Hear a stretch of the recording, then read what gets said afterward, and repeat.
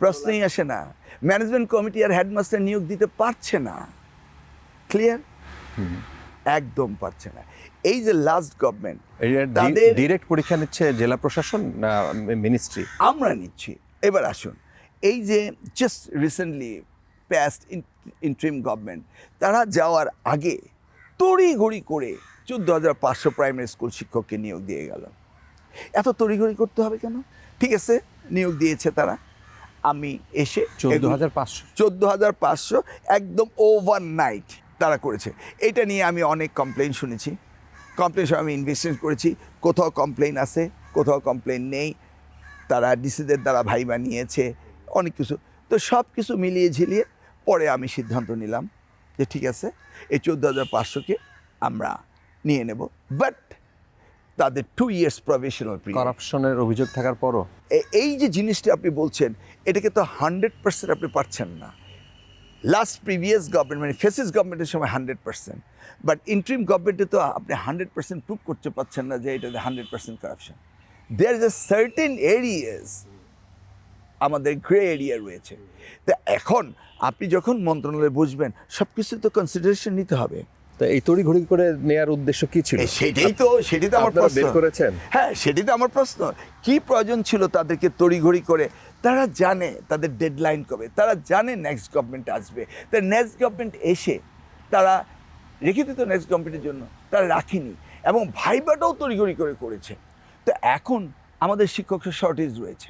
এটা তো আমেরিকার চুক্তির মতো। হ্যাঁ, ওই যে চুক্তির মতো। তো এখন এই যে তড়িঘড়ি করে ইন্টারভিউ নিল, অ্যাপয়েন্টমেন্ট দিল, এখন আমাদের হেডমাস্টার প্রাইমারি স্কুলে 32,500 রয়েছে, যেটা মামলা করে আটকিয়ে রেখেছে। আপনি জানেন আমাদের এই শিক্ষা মন্ত্রণালয়ে বিভিন্ন বিষয়ে 83,000 মামলা রয়েছে। যে কোনো বিষয়েই আমাদের শিক্ষা মন্ত্রণালয়ের ব্যাপারে হাইকোর্টে রিট স্টে।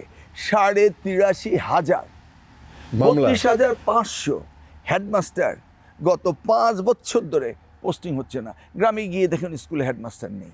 এখন ঘরেই হবে বিয়ে বাড়ির পোলাও, যদি থাকে আকিজ এসেনশিয়াল সুগন্ধি চিনি গুঁড়া চাল। মামলা আমি আজকে এই যে আপনারা বলছেন 100 তাহলে দিনের এটা কি প্রোগ্রাম করবে? এটা তো এই তো সিস্টেম আটকে ফেলছে। আমি যেদিন মন্ত্রী হয়েছি সেদিন থেকে 32,500 শিক্ষককে হেডমাস্টার বানানোর জন্য মামলা যা রায় দেয় সেটাই মেনে যাব। তারপরে এখন পর্যন্ত আমি ক্লিয়ারেন্স পাইনি। It's a big travel here. তারপরে এই 32,500 দেওয়ার পরে 32,500 আবার শিক্ষক নিয়োগ দিতে হবে। এর মাঝখানে আরও 14,000 রেডি হয়ে আছে। নিয়ারলি 70,000 আমার দরকার শিক্ষক প্রাইমারি স্কুল সেকশনে। 77,000 শিক্ষক আমার দরকার এমপিওভুক্ত স্কুলগুলোর জন্য, আমার কলেজের জন্য দরকার, আমার সরকারি স্কুলগুলোর জন্য দরকার। আমি পিএসসি চেয়ারম্যান সাহেবকে ডেকে ওনার সাথে ঘন্টার পর ঘন্টা আলোচনা করে স্কেডিউল তৈরি করেছি, কারণ ওনাদের তো ব্যাকলগ রয়েছে। এই সিস্টেমটাকে এমনভাবে ব্যাকলগ করেছে, আমি পিএসসি চেয়ারম্যান সাহেবকে যতই বলি ওনারও তো একটা ওয়ার্কিং ক্যাপাসিটি রয়েছে, এর বাইরে তো যেতে পারেন না সব কিছু। এই যে এগুলো এই এত 17 বছরের ব্যাকলগ, এই জঞ্জাল আপনি জিজ্ঞেস করছেন, আমি বললে রাতের পর রাত দিনের পর দিন বলতে পারবো। কারণ এই মন্ত্রণালয়টি হচ্ছে সবচেয়ে গুরুত্বপূর্ণ মন্ত্রণালয়। এই মন্ত্রণালয়টিকে গত 17 বছর এমনভাবে অ্যাড্রেস করেছে যে ভাষায় প্রকাশ করার মতো না।